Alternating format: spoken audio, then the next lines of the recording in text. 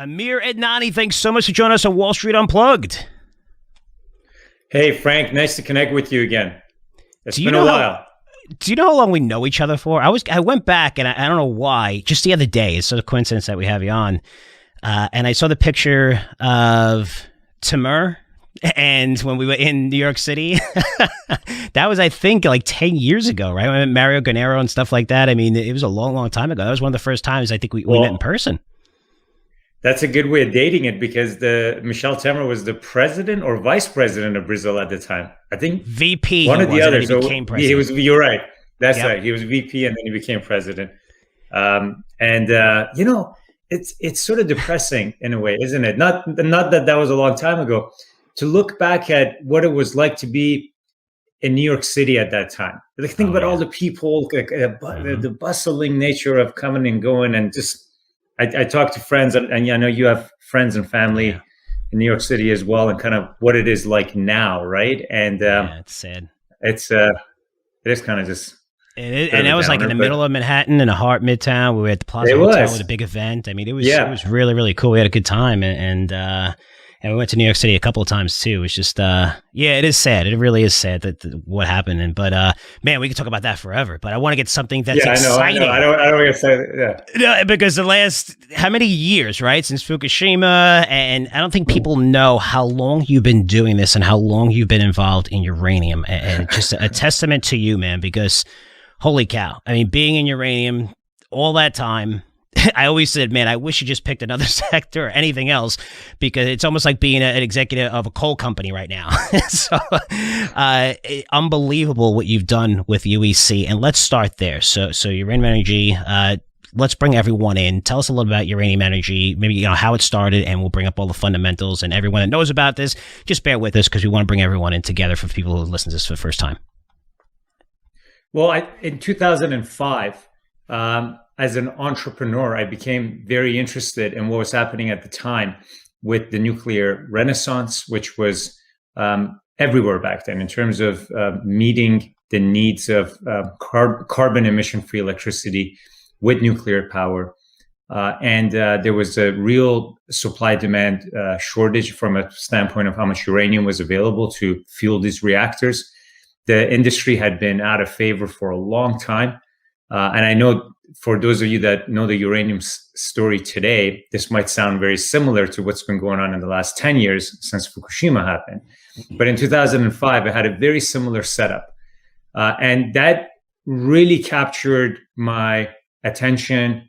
It captured my energy. It captured me as an entrepreneur to say, I need to be in this sector. And this sector at the time, I remember looking around, attending uranium conferences, and there was a real age gap. There were guys who had been in the uranium mining business for decades, and the sector really hadn't replenished its human capital. I remember the former chief operating officer of my company, Harry Anthony, who gave a talk at a conference in 2005 in Casper, Wyoming. And he wasn't our chief operating officer at the time. I just remember him getting up, looking around the room and saying, 20 years ago, I gave a talk at a similar conference of this. And 20 years ago, I remember looking around the room and I was the youngest guy in the room. And now looking around, I still feel I'm the youngest guy in the room. And I remember he said that, and I looked around the room and I just saw a lot of white hair, right? And I remember thinking to myself, geez, like there really is a gap here. And then I went and met Harry, and we teamed up, and he was a key part of the UEC story and team as we built the company. And our focus was very simple, because the second thing that grabbed my attention was, at the time in 2005, the United States was importing 90% of its uranium requirements. And everyone was rushing to Canada's Athabasca Basin to look for uranium, which is where all the high-grade deposits are. And I wanted to be a contrarian, not only a contrarian in terms of getting into a commodity that was out of favor, but paying attention to areas that were not as heavily populated by other players. And South Texas stood out. It had a long history of uranium exploration and mining, but you don't normally go to South Texas for uranium. You go there for oil and gas. I remember even in 2008, when I had a chance to meet George W. Bush his last year in office, and when I introduced myself to him, I said, Mr. President, my company is looking for uranium and developing a uranium mine in South Texas. And he looked at me and he says, there's uranium in Texas? And remember, he's a former governor of the state of Texas, right? And so it truly was not an area or a jurisdiction that people thought of when it came to uranium. And we made a business out of that. And fast forward to today, what's interesting, Frank, is so it's now 16 years, right, since that beginning in 2005. And what has changed? We went through just a terrible episode with Fukushima 10 years ago that was a setback for nuclear industry. But what is proven out of that a decade later is that nuclear power is truly safe, and it has to play a role if we want to meet our climate needs, if we want to decarbonize, if we want to drive more electric vehicles. We need to have clean ways of generating electricity. So it's been a journey over the past 16 years of just where nuclear power sits and how it's embraced today. There's been ups and downs. But what's fascinating is on the uranium mining end of things, in the US, we've gone from importing 90% of our requirements to 100% of our requirements. So that situation has only gotten worse. And in case of UEC, we're still rocking and rolling in South Texas. We're building a brand new project down there called Brook Hollow. We're investing money down there. We've been a part of the community down there for since the beginning of our company in 2005. We've grown our business outside of South Texas. We're in Wyoming. We're in 5 other states. We have even a small footprint in South America and Paraguay. But we're very much today, I would say UEC is part of a narrative that has to do with if you're rooting for clean energy, if you're rooting for finding a way to decarbonize while at the same time look for ways to create more electricity, right? This is a mega trend, right? And as part of this mega trend, we need nuclear power because it is a large and baseload way of generating electricity around the clock. You look at climate scientists, you look at even the latest clean energy mandate that the White House put out, it includes nuclear power. And so the support is quite unprecedented. And this is where uranium comes in. We need uranium as the fuel to run nuclear power plants, whether it's the large scale plants or the small modular reactors that Bill Gates is putting a lot of his personal money into, backing companies like TerraPower and NuScale, who are the developers of the small modular reactor technology, which is a very promising area as well. Now, you know what? Now let's get into, because you did a great job. So let's compare the markets. So today, what we're seeing today, which I think anyone's involved in uranium understands, right? It's the under contracting by utilities, right? You have the under investments, you have, the low price uranium, and compared to what's going on, you did a little bit of that, but what stands out to you the most compared to now in 2005? And I think after Fukushima, so many of us, I mean, everyone who knows about uranium thought prices would come back so much faster. And, now we're seeing super low prices, again, under contracting. It seems like the same exact environment setting up. Where could it take 6 months? I don't know. Could it take another year, 2 years? It is going to happen though, right? It seems like right. Just the under contracting it is going to happen, right? It's just, to me, it's almost like guaranteed. It's just a matter of timing, right? The parallels are quite interesting, and they basically go like this, right? We had an epic bull market in 2006, 2007 in uranium market and uranium equities. And the market went from, there was 20 uranium companies in 2005 in the world, and by 2007, I think there were over 600 uranium companies in the world. Mm-hmm. Probably the combined market cap of all uranium companies went from $10 billion to over $150 billion in those 2 years. And the spot price went from $20 a pound to $140 a pound in 2 short years. Leading up to those 2 years, we had a situation where for a long time, there was a large amount of above ground inventory, secondary supplies that was basically being drawn down.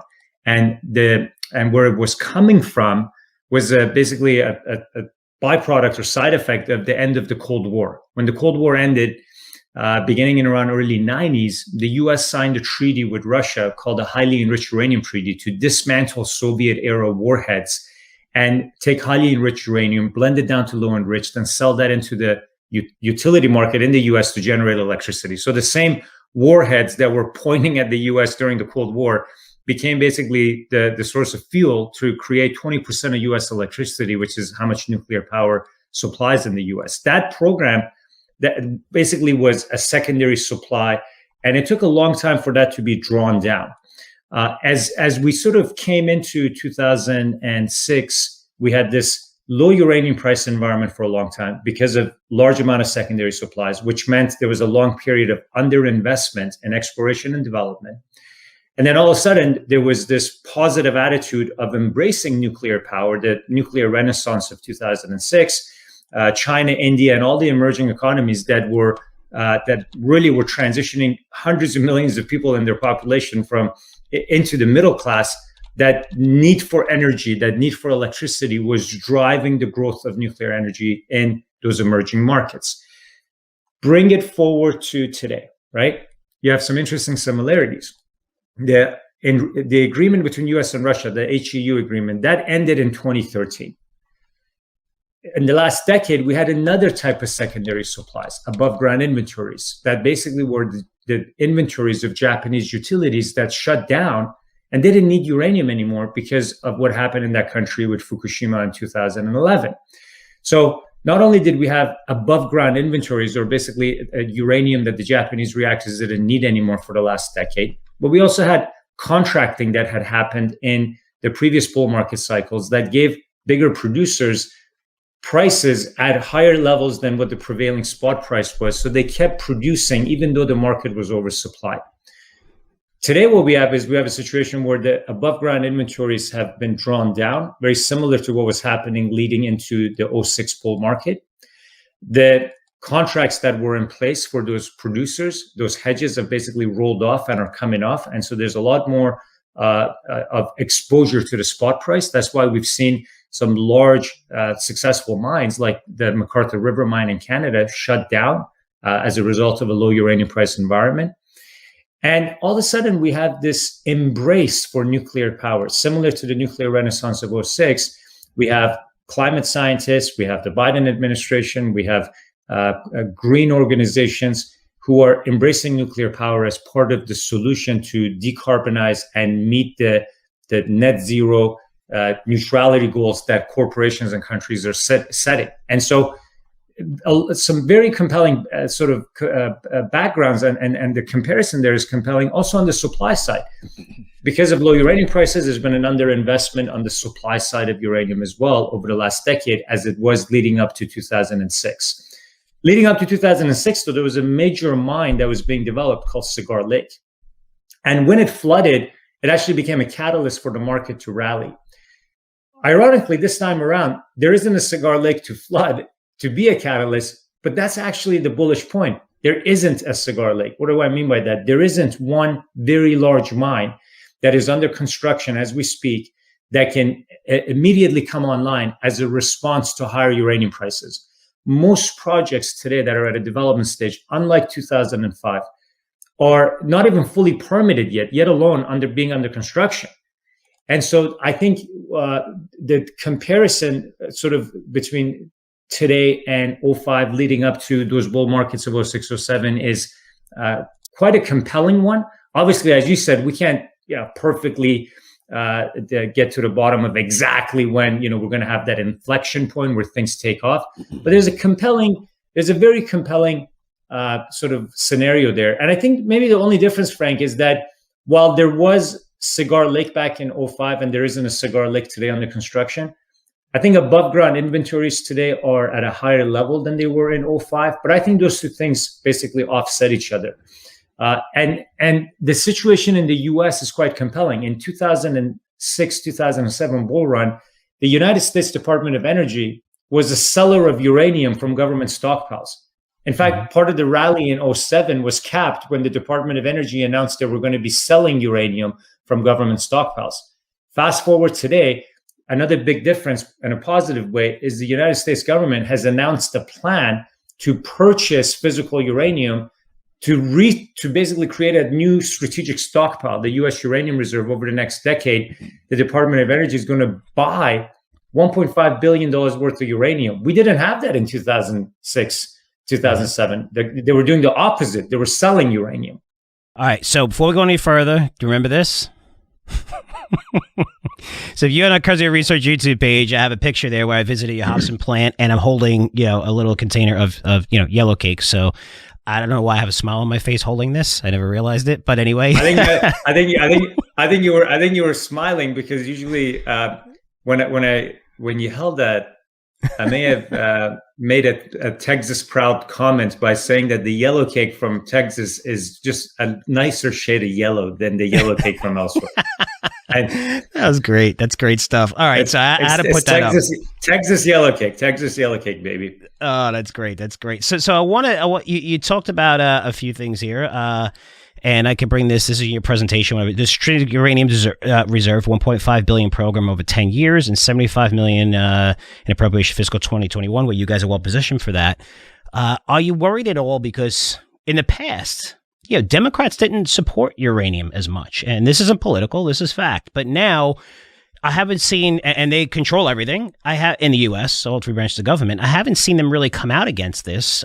Is this good news for you? Is this something we have to worry about getting reversed? Because I just felt like a Republican presidency was much better for uranium. But it seems like since this whole ESG push, that it feels like they're throwing uranium in there as well. To begin with, I hate having to think that politics can play a big role in your business or in any business or sector, right? Because it could be unpredictable. It can take a long time when you're thinking about political catalysts or events or whatnot. But the fact of life in the nuclear power business is there's a lot of state involvement when it comes to nuclear power, not so much even in the US, but globally. Most nuclear power initiatives in the world, led by China and Russia, are all state-backed and state-owned. So, politics and big picture kind of issues globally do play a fact in our industry. Now, you said it really well. If you said to me, what does a Biden presidency mean for uranium mining and nuclear power before the election?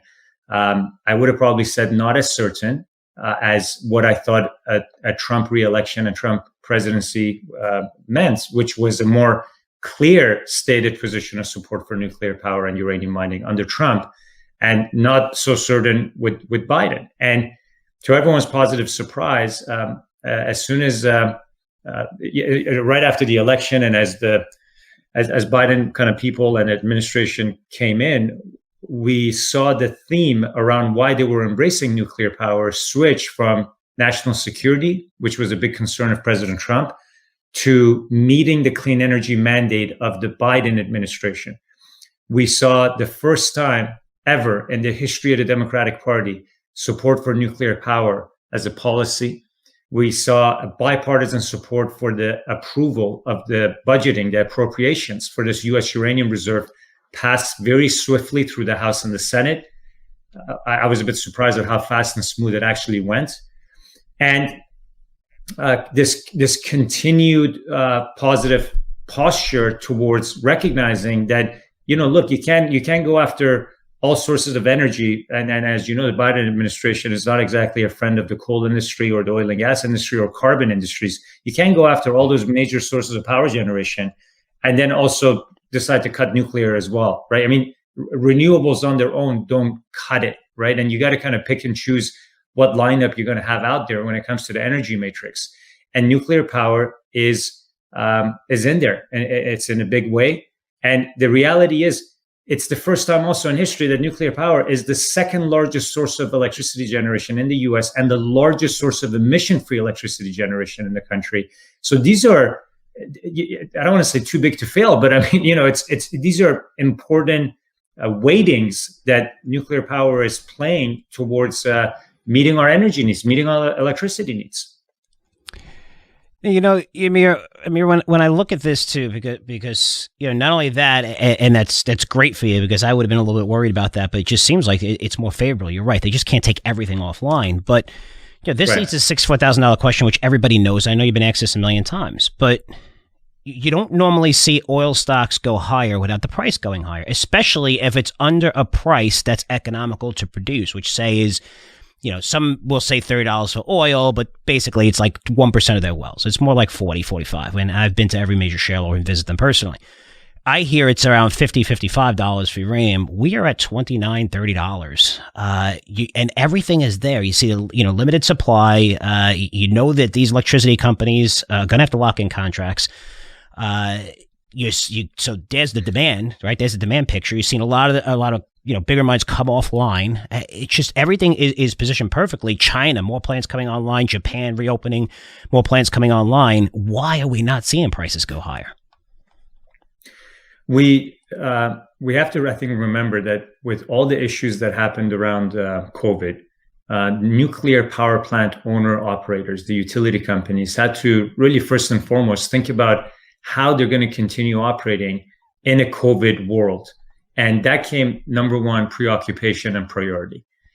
Prior to that, prior to COVID, we had a whole bunch of political matters that had to resolve: the Russian suspension agreement, the trade remedies that were being introduced about possible sanctions or quotas for uranium coming into the US. So we've had, in my opinion, both political distractions and COVID-related preoccupations over the last few years that has kept the utilities back from entering into the next contracting cycle. The uranium market functions this way: 85% of all volume is by way of long-term contracts. The spot market only makes up 15% of transactions. So for you and I to look at, let's say, $29 per pound spot market, it's really just I don't want to say it's just a number, but it's not where the volume is transacting at. The average uranium price that a U.S. utility paid under contract last year was $40. The average uranium price that was contracted in 2010's run pre-Fukushima was $70 per pound. Utilities will lock in pricing under long-term contracts, and that's 85% of the market on a volume basis. And remember, uranium pricing makes up less than 5% of the overall costs to operate a nuclear power plant. Unlike, let's say, natural gas pricing, which makes up over 70% of the operating costs for a gas-fired power plant. So the nuclear utilities have traditionally entered into these contracting cycles that has then been the driver of the spot market. 2010, when we went from $40 a pound to $70 a pound in a matter of 6 months. 2006, when we went from $25 all the way up to $140 a pound by 2007 in a matter of 2 years.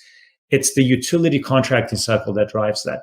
So while there is a spot price right now at $29 per pound that and I know uranium miners can't make money at, it also isn't a price where there's available abundant supplies that utilities can buy and contract for at 29. For that to happen, there has to be a bit of price discovery. And I think that price discovery will lead us to 50 to 55, as you point out. Why? That's the incentive price based on most available economic studies. That's the price where the bigger companies like Cameco and Kazatomprom had hinted would be the level where they might restart some of their operations. And frankly, if we look at this, there's also been a lot of inflation out there. There's a lot of inflationary pressures that the uranium mining industry won't necessarily be shielded from. Everything costs more right now, especially in a post-COVID world, from labor to equipment to supplies. And so for the bigger, larger scale mines, not the in-situ recovery operations that we're tackling, which, as you visited and know, really isn't mining. We're moving water around, and it's not an earth-moving exercise. But when it comes to conventional mining, where it's an earth-moving exercise, you factor in all the inflationary pressures that are out there when it comes to mining in general. And I think we're going to have to see a higher uranium price than maybe even 50, 55 before you see project development to then satisfy the needs of upcoming contracting cycles that the utilities are going to need to have bigger volumes of uranium. So Frank, to give you perspective, the total cumulative deficit for uranium in the next 4 years is about 200 million pounds. By the end of the decade, it's well over 330 million pounds is the supply-demand deficit. And an average, some of the biggest mines coming online might, or the biggest mine, let's say, coming back online, like in McArthur River, McArthur River might produce, let's say, 20 million pounds. That's an exceptionally large mine. That's not going to necessarily add up to be entirely on its own satisfy what the supply demand deficit looks like out over the next 4 years or to the end of the decade. And I think uranium mining, people got to remember, it takes a long time to permit these uranium mines, longer than a copper or gold mine, because of all the extra layers of licensing that uranium mining has associated with it. No, it definitely makes sense. It definitely makes sense. I think we are eventually going to see. I didn't know the spot market. I mean, the spot market obviously was lower, but I didn't know they're locking in at 40. I thought he was even below that price, which is, a pretty good sign. Not locking in at 40. That they were still paying 40 based on contracts they had entered into previously, right? Previously, and so what I'm saying is that when you look at what the contracted deliveries that they're receiving larger amounts of supply on there, what that implied price is, it's at least 20-30%, in some cases 50% higher than what today's spot market is. And spot market simply doesn't have enough available liquidity or supply in it where a utility that needs to buy 5-10 million pounds can go and secure that. Look, case in point, our company, Uranium Energy Corp, recently we announced an initiative to purchase physical uranium. And we did this because we see spot price at $29 that we just talked about being well below most industry mining costs globally to mine uranium. It's about almost our own all-in cost could be just around $28-29 per pound to mine uranium. So we recognize that this was a strategic time to take advantage of strengthen our equity valuation to buy physical uranium and build a physical inventory program. Well, when we entered the market looking for just 1 million pounds of uranium, and that's basically enough uranium to run 2 reactors for 1 year. And there's close to 94 reactors in the US. Okay, so just enough uranium for 2 reactors, 1 million pounds we went to buy, and that moved the market 10%. So the spot market is tight. And it's when you have a market where the future supplier, a company like ours, is actually on the bid looking to buy uranium, and other developers or producers are doing the same thing now, it's a messed up picture. How many other industries do you know, Frank, where the suppliers are on the bid buying the widget or the commodity that they're supposed to be producing? Mm-hmm. Yeah, no, it's a great point. It's a great point. And we talked earlier when we started this off of how long, you've been at UEC and well-positioned right now, as you just explained, fantastic. But also it led to you starting another company, Uranium Royalty, which I think at the beginning of this, a few years ago, people probably looking going, Uranium Royalty. I mean, you see royalties all over, right? You even see them in the healthcare industry. We know gold, silver, even copper and whatever. But now we're seeing it in different industries because it's an amazing business model. But you said, Uranium Royalty, now's the time to do it. And right out of the gate, I mean, this company is, I'll bring up a chart here. This company, this is a 5-year chart, only because it'll go out to exactly where you guys, came out and went public in 2019. And look at the price. But you guys came right out of the gate with some really cool announcements. I guess give everyone a quick, elevator pitch on Uranium Royalty, what made you start it. And man, I think people were surprised right out of the gate with those major announcements.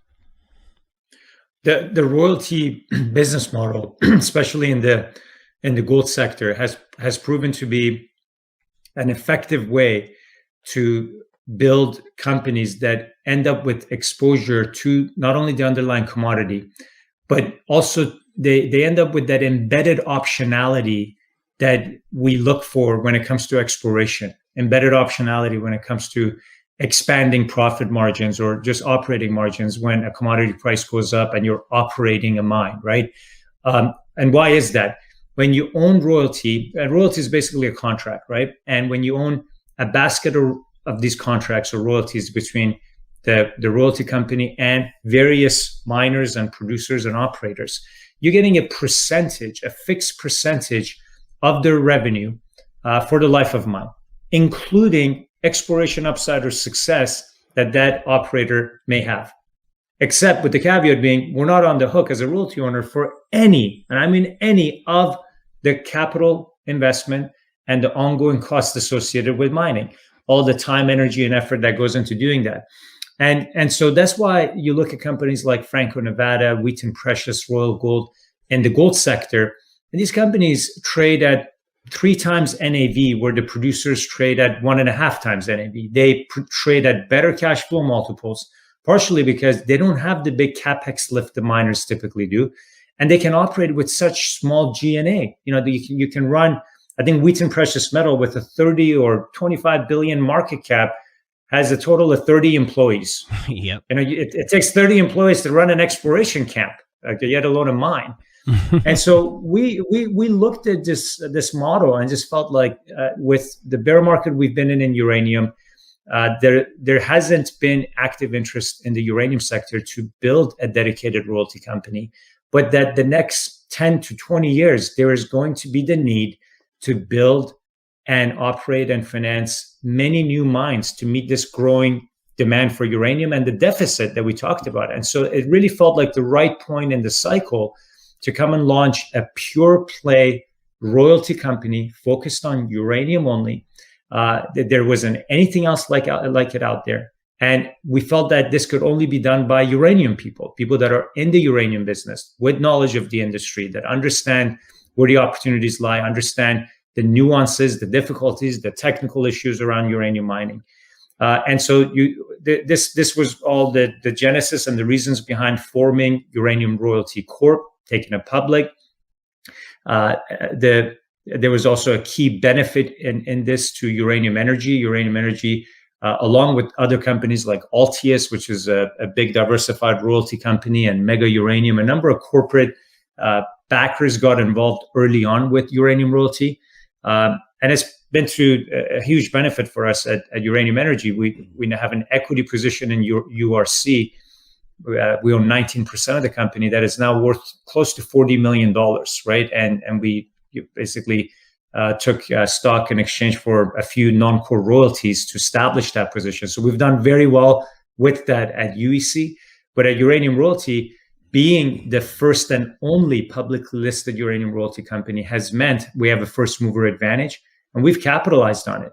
We've gone out there and recently acquired royalties on the best uranium mines in the world, Cigar Lake and McArthur River in Canada. Your counterparty is Cameco and Orano, two of the biggest uranium miners in the world. These deposits have produced, or collectively, when they go back into production, Frank, will be 20% of global production. And we have royalty exposure on these type of world-class assets. It would be impossible today in the gold sector or the copper sector for a new company to go out there and get a royalty exposure on the best assets, the tier one assets of gold and copper. So the fact that we've done this in uranium speaks to that first mover advantage. We've acquired physical uranium. We've acquired an equity stake in a London Stock Exchange listed company, Yellowcake, that has a 10-year billion-dollar physical supply agreement with Kazatomprom. That's the world's biggest uranium miner. We, in fact, can purchase physical uranium under that supply agreement, and ended up doing that recently, and we ended up realizing a 7% discount to market by having this strategic supply agreement.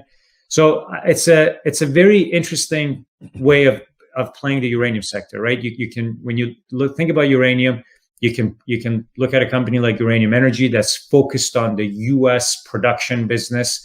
You've got ETFs that just buy a basket of equities. But the royalty business goes a bit further, right? It sort of sits in between all of that, because by having that direct exposure to the top line, you're getting direct exposure to each deposit's operating success, exploration upside success, and the fact that again, you're not paying for any of it other than the first purchase price to acquire the royalty.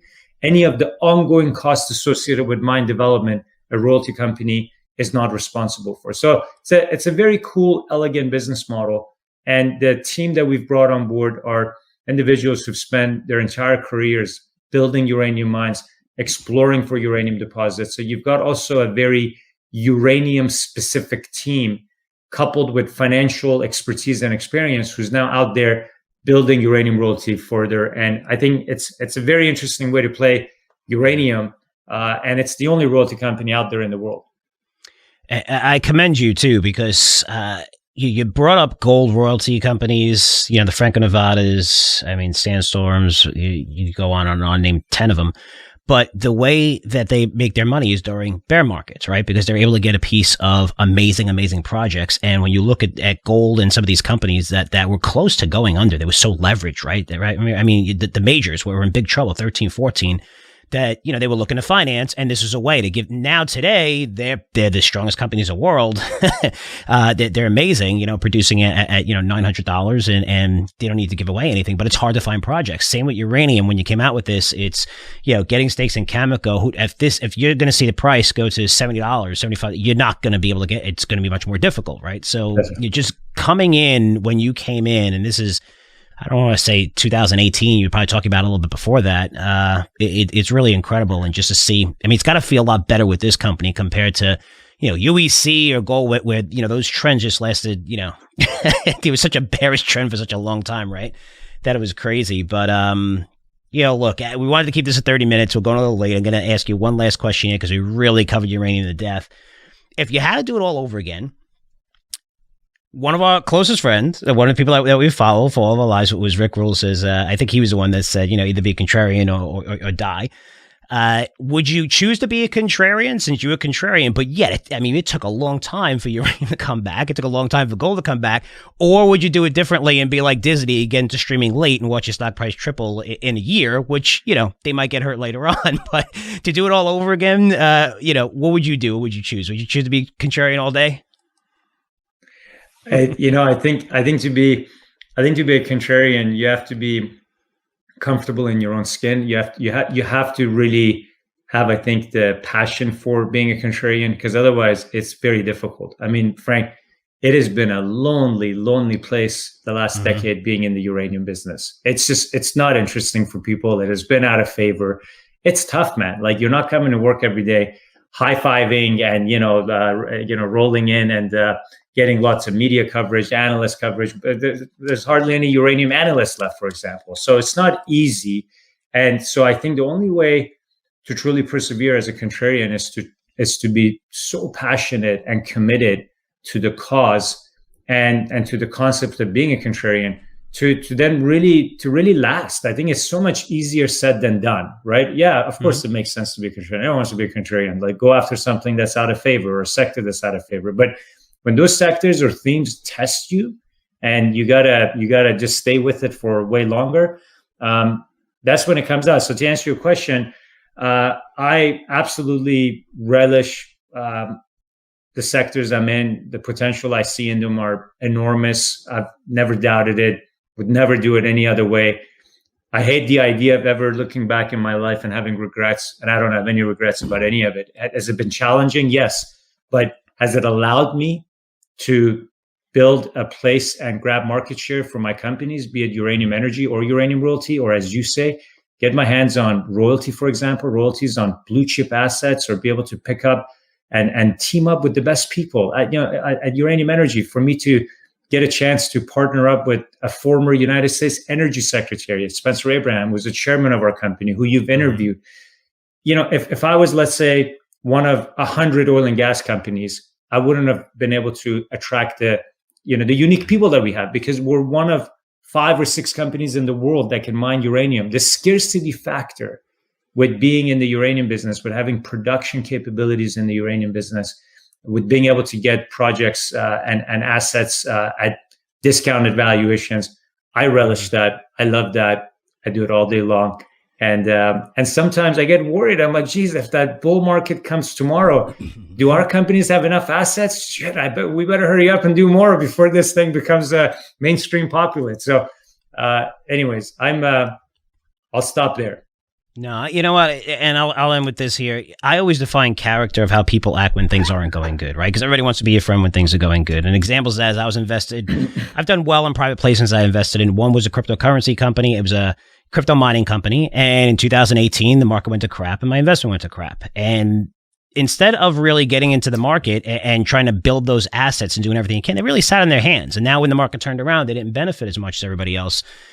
To see what you did and during those times, being with you, traveling, going to Washington, it's a testament to your character. And I think words I would describe as resilient, courage, persistence, everything that becomes a winner. And, I'm just proud to really know you and see you through this and just see the success now. It's really, really cool. You're probably one of our longest guests on Wall Street Unplugged. And, I just want to thank you for coming on, man. It means a lot.